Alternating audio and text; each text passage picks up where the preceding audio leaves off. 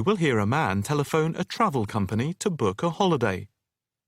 First, you have some time to look at questions 1 to 4.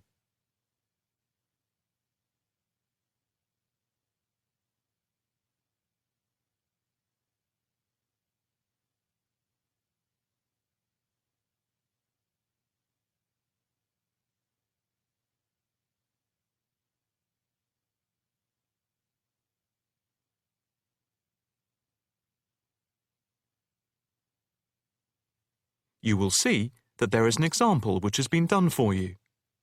On this occasion only, the conversation relating to this will be played first. Good afternoon. Italia Breaks.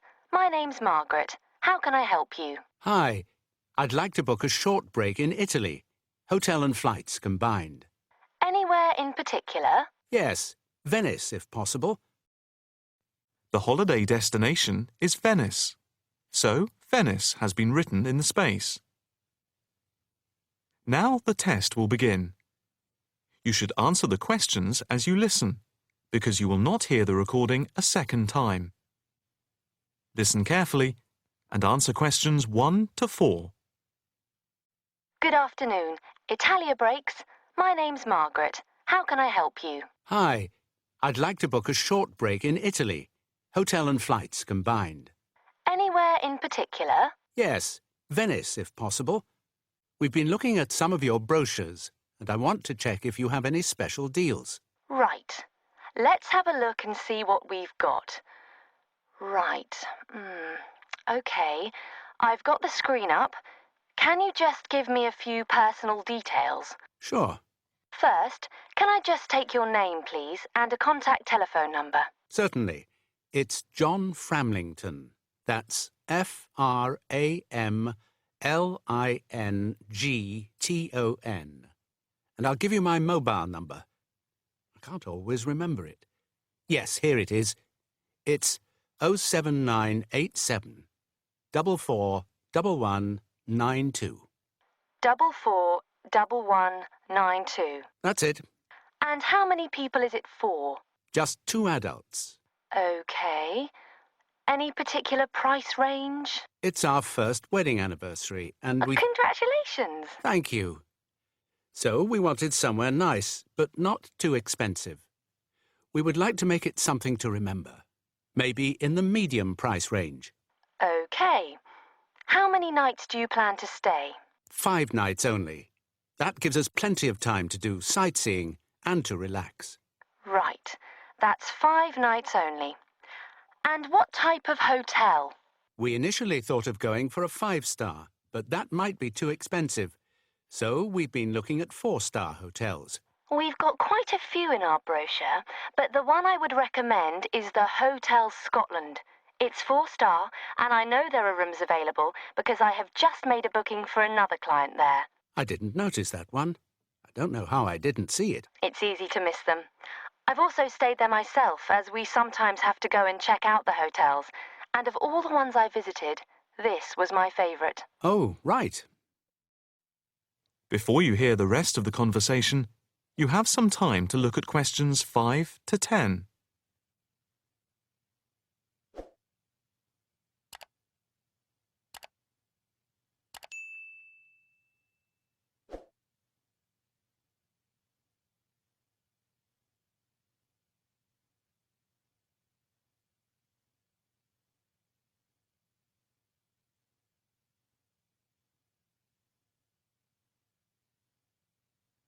Now listen and answer questions 5 to 10.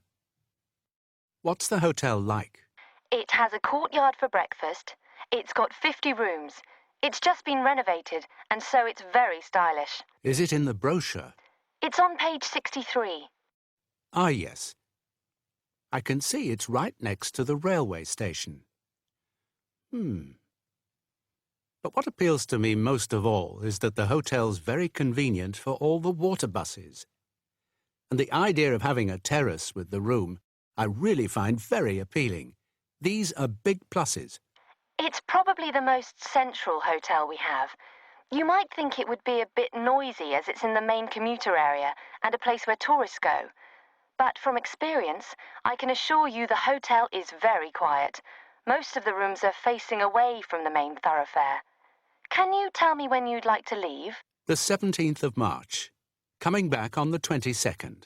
Okay. I'll just check again if there are places available. 2 adults sharing. Hotel Scotland. Yes, that's gone through. Okay. And how much is the break, including flights? There's a special rate at the moment because it's off-season. For 5 nights, let's see, it's £716 for a double room and flights. That includes airport taxes, but not insurance. Each? No, for 2 adults sharing. That doesn't sound too bad at all. What reductions do you have at the moment?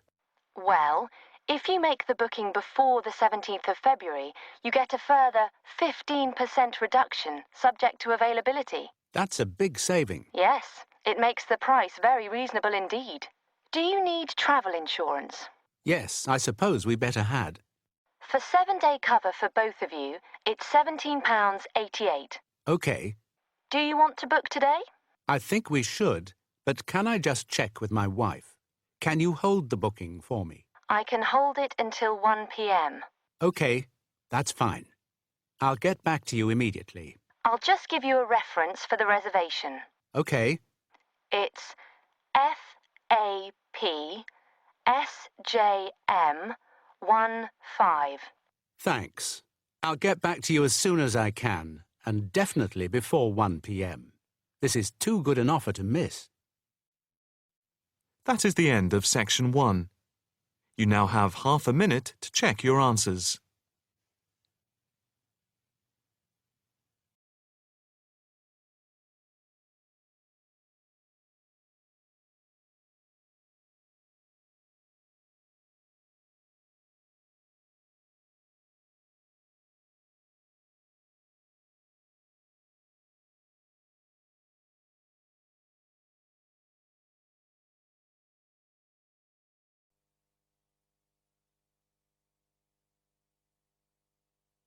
Now turn to Section 2. Section 2. You will hear a tour guide talking to a group of tourists who are visiting a historic town on the east coast of the USA. First, you have some time to look at questions 11 to 17 on page 129.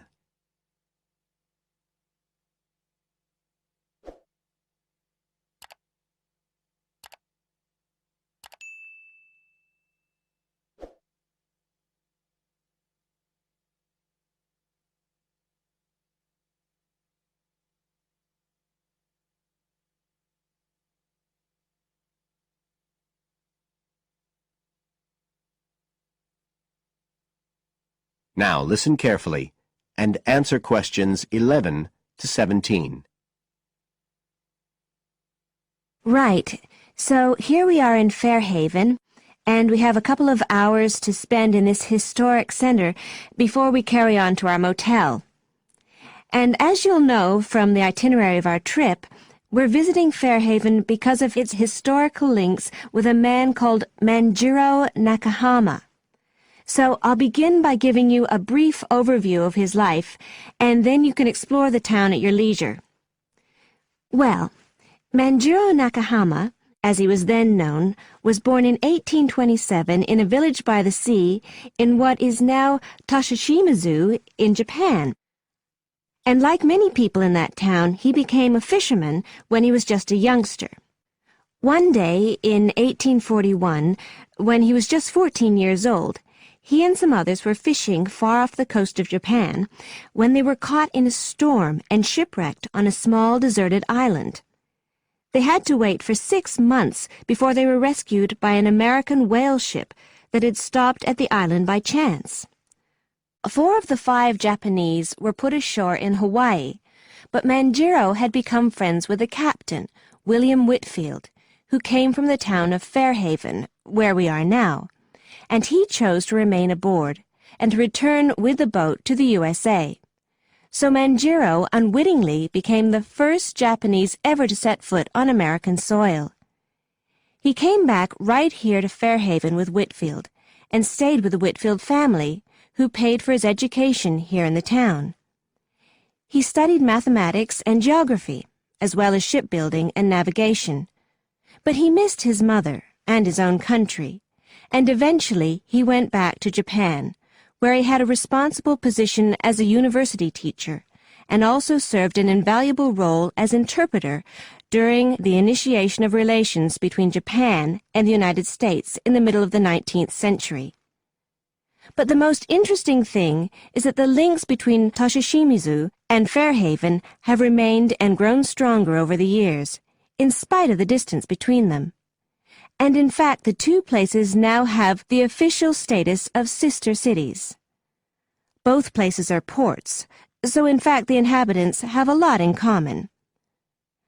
There have been a number of visits by the inhabitants of Toshishimizu, in particular at the time of the festival, which is held every 2 years here in Fairhaven to celebrate the life and achievements of John Manjiro. It takes place in the fall, and there's an ever-growing program including drumming, singing, martial arts, and stalls selling Japanese and American food. So if you're going to be in the region around then, it's really worth a visit. Before you hear the rest of the talk, you have some time to look at questions 18 to 20 on page 129.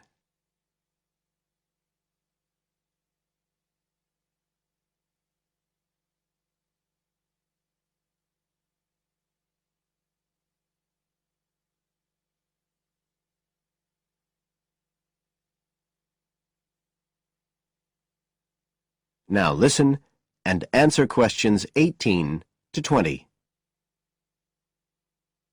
Now, many of the buildings that Manjiro Nakahama knew in Fairhaven are still standing today. And so if you'd just like to hand round some copies of this map, I'll suggest the best route to follow to see them. Okay, so if you look at the bottom of the map, you can see the Millicent Library, and that's where we are now. Now, to follow the John Manjiro Trail, you go out of here along Center Street, and then head up Main Street until you get to Pilgrim Avenue.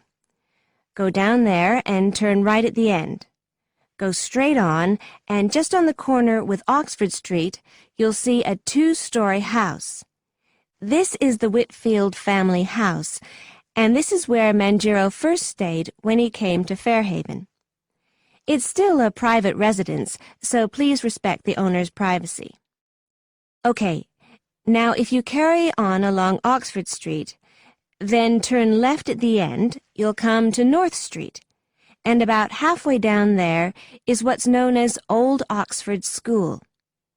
This was the very same school that Manjiro attended when he lived here. It was considered to be the best school in town because of the quality of the building. Unusually, it was built of stone, and the quality of the teaching. Nowadays, it's usually closed, except on special occasions. Go on to the end of North Street and turn the corner onto Adams Street. If you follow the road down back towards the library, you go round a couple of sharp bends, and on the second of these, you can see the School of Navigation, which Manjiro also attended. And if you follow the road on, you'll soon find yourself back here at the library.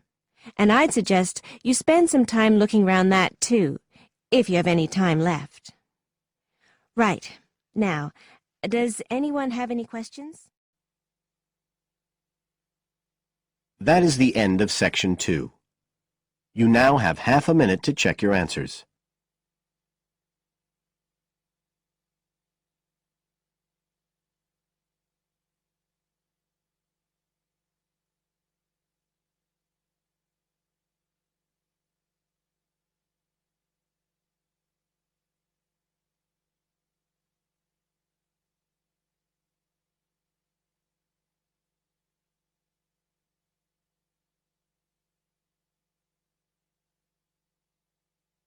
Now turn to section 3. Section 3. In this section, you are going to hear a conversation on animal protection. First, you have some time to look at questions 21 to 25.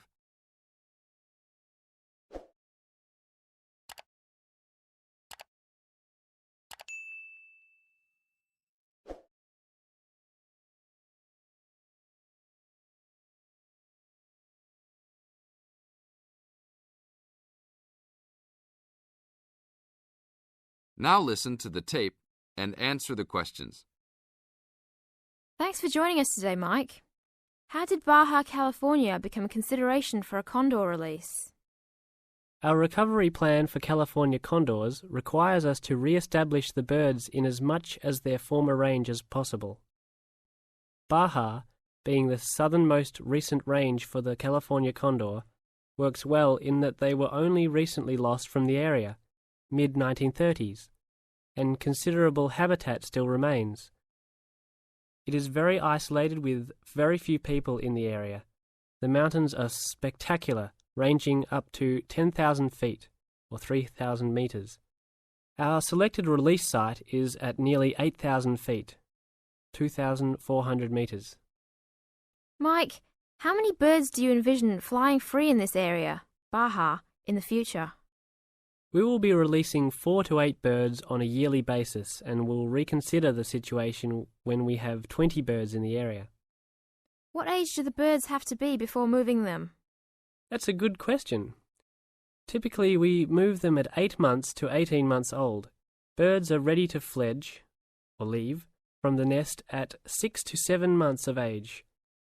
In our current release group in Baja, we have birds as old as 30 months. It will be interesting to see how they behave. I expect that they will want to range more than younger birds and make it challenging for us to keep up. Is there a maximum number of birds a certain area can support? Yes, it's called the carrying capacity for any area, for any species. In our case, our strategy to find that number is to saturate the environment to a level where we determine that the birds are showing difficulty either in finding food, behaviorally, or in survivorship. That level is greatly determined by the availability of food in the area and nesting possibilities.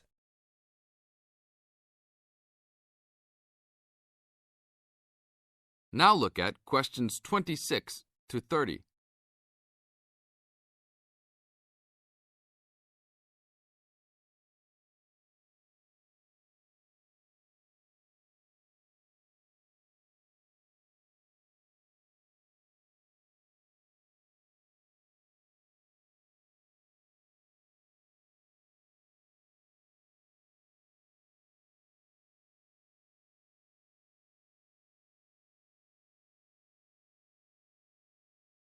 As the talk continues, answer questions 26 to 30. What do you hope to accomplish with this release in the long run? I expect that well within 10 years the condors will be flying north and joining birds already released in Southern California. Hopefully we will reach at least 150 birds in each of these populations within about 15 years. What would you say is the biggest contribution to the California Condor program's success? That would have to be the fact that we were able to breed the birds in captivity from the 27 birds we started with in 1987 to the 205 birds we have today. This is thanks to cooperation between the San Diego Wild Animal Park, the Los Angeles Zoo, and the World Center for Birds of Prey in Boise, Idaho. Are there any problems keeping track of and protecting your released animals outside of the US? Nope. We are using radio transmitters and will be using the new satellite and GPS transmitters as well. Which system is better? Using satellites. The advantages over radio telemetry are numerous. It makes it possible to keep up with the bird's flight without being led miles in a matter of minutes. It took the young condor only a week to migrate across the state, and with just radio telemetry, poor weather can keep a plane grounded, and not all roads are accessible to track them on ground. New technology will allow one to be able to track birds that are not accessible by plane. Also, it is a new way to gauge the effectiveness of reintroduction. How so? If a condor transmitter works properly, researchers will get a location every 10 days for about 2 years. Do you see an end in sight for the need to breed condors in captivity? Yes, that would be great. But it will take a while for us to establish the 2 wild populations and make sure that they are sustainable. Part of our recovery is to maintain a captive flock of 150 birds in various zoos around the country as a safety net for the future. This is the end of Section 3. You now have half a minute to check your answers.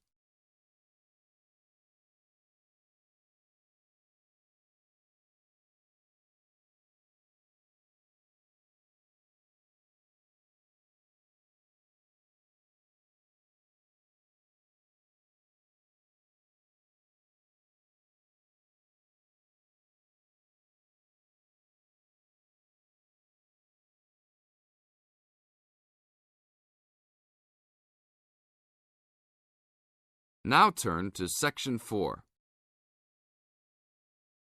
Section 4. In this section, you are going to hear a lecture on ecology. First, you have some time to look at questions 31 to 35.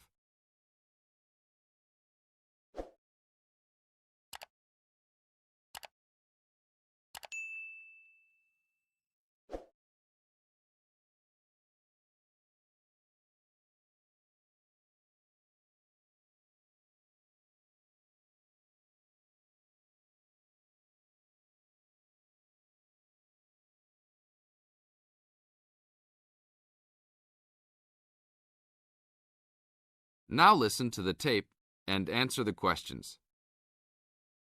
Good afternoon. I'd like to turn it over to Dr. Carey, who will talk about the programme in restoration ecology. Thanks, Chris. A lot of people think that human beings can do whatever they want to the environment. But as Aldo Leopold taught, land is a system of interdependent parts which should be regarded as a community and not a commodity. Well, that idea has influenced what we teach here in our program, where students come from all over the world to learn about restoring native plant communities back into an ecologically natural state.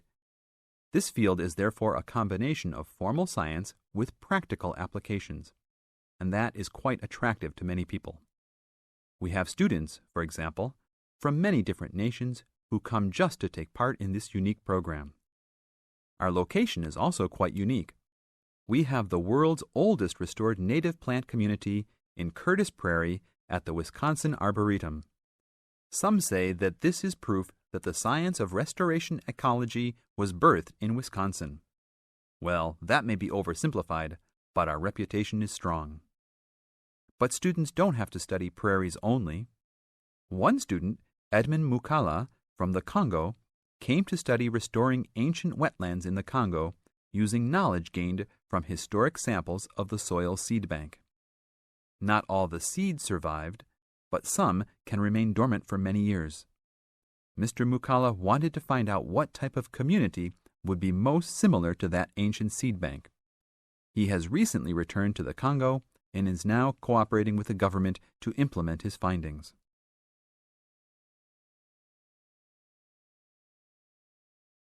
Now look at questions 36 to 40.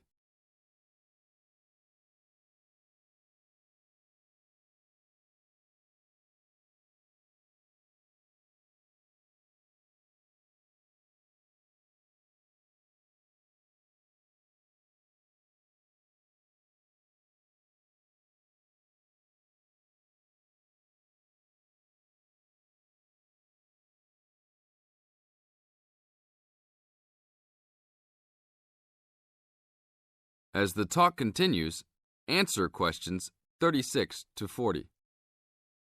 So the only prerequisite for doing research here is that it is a native plant community. That means not just prairies, but wetlands, woodlands, savannas, and other environments. We're proud of the diversity of research topics in our program. And we continue to grow. This year we have 32 new students from 8 different countries. When students first arrive, they begin rigid coursework in statistics, ecology, plant identification, and the theory of landscape change. Then they take part in internships at local conservation agencies such as the Arboretum, the Nature Conservancy, the Parks Department, and others. We find internships to be crucial in helping students apply the knowledge they have gained in the classroom. And we're proud to say that, since the beginning, we have graduated 277 students with master degrees from our programs and 122 students with PhDs. Some have gone on to bigger and better things.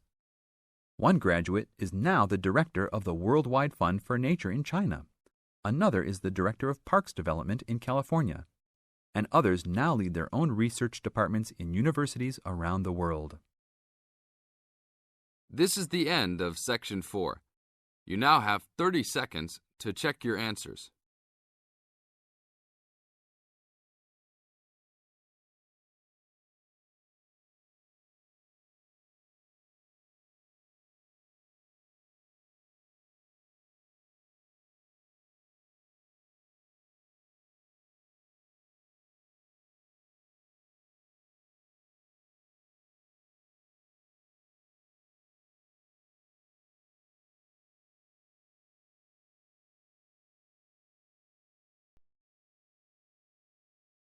That is the end of the listening test.